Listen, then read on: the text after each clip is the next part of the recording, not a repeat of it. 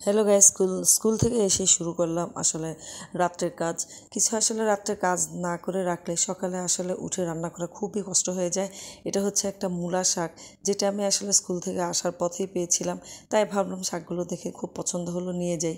তাই বাধ্য হয়ে নিয়ে আসলাম। আর শাকগুলো দেখতে আসলে খুবই সুন্দর লাগতেছিল, কচি শাক একদম। যেটা আসলে মূলা শাকগুলো যখন একটু বড় হয়ে যায় মূলাগুলো, তখন আর খাওয়া যায় না। মূলাও খাওয়া যায় না, শাকও খাওয়া যায় না। তাই নিয়ে আসলাম। আমি কাজ করতেছিলাম, আমাকে দেখে আমার মেয়ে বলল যে আম্মু আমাকে দাও, আমাকে দাও। ও তো আমাকে দিতেই চায় না, মানে আমি যে কাজটা করব সেই কাজটা ও আসলে করে নিতে চায়। তাই ভাবলাম যে একটু দাঁড়ো, আমি একটু দ্রুত কেটে নেই, তুমি হয়তো বা কাটতে একটু দেরি হবে। তাই আপনাদের সাথে শেয়ার করলাম, এবং মেয়েটাও আপনার। কি কাটতেছো বলো? শাক। কি শাক? মূলা শাক। মূলা শাক? তুমি কি মূলা শাক খেতে পারো? না। তো কাটতেছে যে কেন? আম্মু তো কাটলো, এবার আমার পালা। এবার তোমার পালা।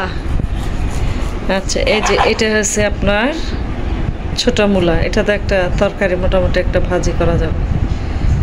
সুন্দর ছোট ছোট মূলা হয়েছে। আসলে মূলা শাকগুলো ছোটোবেলায় খেতে ভালো লাগে, একটু বড় হলে আর মূলা শাক খেতে ইচ্ছা করে না, মূলাও খেতে ইচ্ছা করে না। এরকম কচি কচি মূলাই কয়েকদিন খাওয়া যাবে। যে এই মূলাটা হচ্ছে এর চেয়ে ছোট, তারপর আর খাওয়া যাবে না, এই হচ্ছে অবস্থা। তাই ভাবলাম কিছু মূলা শাক নিয়ে আসি। নিয়ে এসে যে রাত্রে বসে বসে কাটা, সকালবেলা উঠে তো একদম খুব তাড়াহুড়া লাগে। তাই মেয়েকে বললাম, বাবা চলো দুজনে মিলে একটু শাকগুলা একটু বেছে নেই, কেটে নেই, তারপর রাত্রে রান্না করতে তাড়াতাড়ি হবে, ভাজি যেটা করি। আম্মু আমারটা অনেক বেশি দিবা। তাই তুমি কি কাটতে পারো? হ্যাঁ। সুন্দর করে কাটতে পারো? দুইটা একসাথে দিই। দুইটা একসাথে? দেখো আবার হাত কেটো না কিন্তু। তুমি আমাকে দাও, আমি তাড়াতাড়ি কাটি। কেন? তোমার তো দেরি হবে বাবা। ওরে বাবা রে বাবা, আমার মেয়ে এখন এতই কাজ করতে চায়, বড় হয়ে দেখবেন যে একটা কাজও করাতে পারবো না। এটাই হচ্ছে সিস্টেম।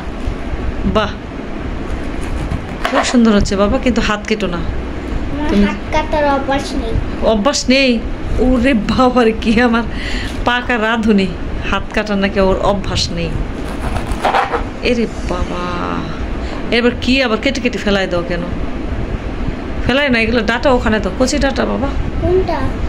ওখানে একটা তো শাক, এই যে তুমি যেগুলো ফেলাই দিচ্ছ, এটা তো একটা শাক, দাও ওখানে। হ্যাঁ, মূলা শাকগুলো দেখে একটু ভাল লাগলো, কচি মূলা।